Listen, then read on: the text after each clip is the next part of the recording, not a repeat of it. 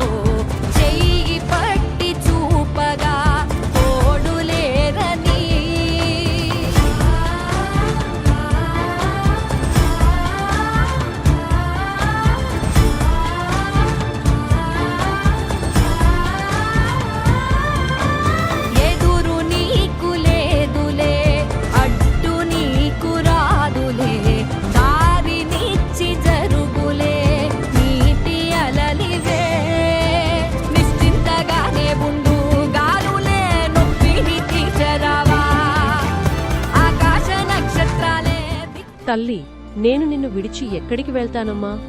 నీ చుట్టూ నీకు రక్షణగా ఉన్నా కదా తల్లి. నీవు నమ్మిన మార్గంలో ధైర్యాన్ని ఎట్టి పరిస్థితుల్లో వదులుకోకమ్మా.